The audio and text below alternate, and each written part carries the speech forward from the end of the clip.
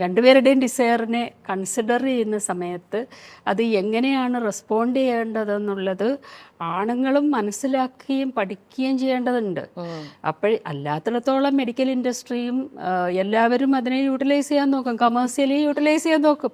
എനിക്ക് ഭയങ്കര തമാശയൊന്ന കാര്യമാണ് ലൂബ്രിക്കേഷൻ സെൻറ്റേർഡായിട്ട് ഇത് പെനിട്രേഷന് മാത്രം വേണ്ട ഒരു കാര്യം. പെനിട്രേഷൻ മാത്രമല്ല സ്ത്രീയുടെ സെക്ഷൽ എക്സ്പീരിയൻസ് എന്ന് പറയുന്നത്. അത് വണ്ണമന്തി ആയിരിക്കാം, അത്രയേ ഉള്ളൂ. ഇത് തലയിലാണല്ലോ ഉണ്ടാകുന്നത്, സെക്ഷൽ ഡിസയർ ഉണ്ടാകുന്നത്. ഒറ്റയ്ക്ക് തന്നെയും ഉള്ള ഒരു ഫ്രീഡം, എക്സ്പ്രഷൻ ഒക്കെ, ക്രിയേറ്റിവിറ്റിയൊക്കെ ഉണരുന്ന സമയത്താണ് സെക്സും അതിൻ്റെ കൂടെയാണ് ഉണരുന്നത്. ക്രിയേറ്റിവിറ്റി എക്സ്പ്രസ് ചെയ്യാനൊക്കെ ഇവിടെ സ്ത്രീകൾക്ക് സ്പേസ് കിട്ടുന്നത്. അതിൻ്റെ പാർട്ടാണ് സെക്ഷൽ എനർജി എന്ന് പറയുന്ന മറ്റ് എനർജിയുടെ കൂടെ വരുന്ന ഒരു കാര്യമാണ്.